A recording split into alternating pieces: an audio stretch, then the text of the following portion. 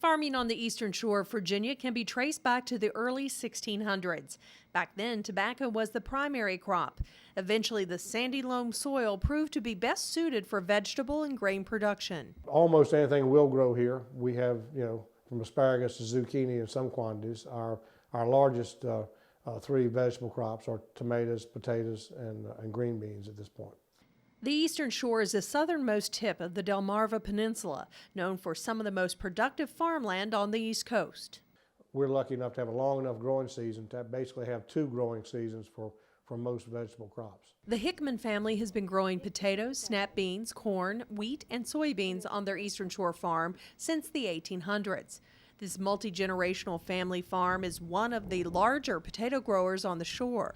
We produce about 300 tractor trailer loads of potatoes a year. Our potatoes are all for fresh market, and they ship from Miami to Montreal, Canada pretty much.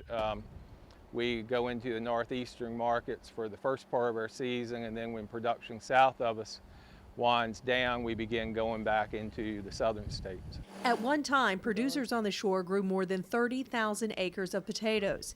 Today, there are 4,500 acres of potatoes, and there are more than 5,000 acres of trellis tomatoes in production. Many producers on the shore are growing corn, wheat, and soybeans because of the growing poultry industry nearby. From the vegetable standpoint, we have close proximity to the northeastern markets, so it gives us cheaper freight rates than, say, potatoes coming from Idaho to New York. We can deliver for half of the freight.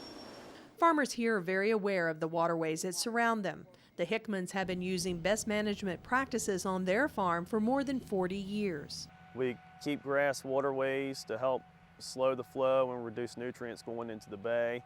As you can see, we no-till all our grain.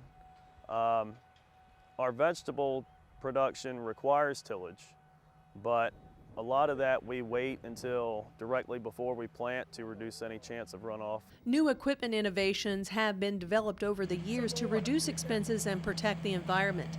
Large-scale farmers like the Hickmans use GPS to track the rows planted, and computerized planters will not overplant or over-fertilize crops. Cover crops like this vetch are planted to conserve water and provide natural mulch to prevent weeds. We all grew up on the water.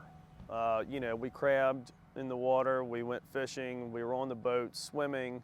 It's a thing that you want your kids to be able to do as well. Farmers are just as concerned about keeping the environment and the waters clean as anybody else. With such a strong, responsible agricultural base, the Garden by the Sea is likely to be one of Virginia's top farming regions for decades to come. Reporting in Accomack County, I'm Sherry McKinney.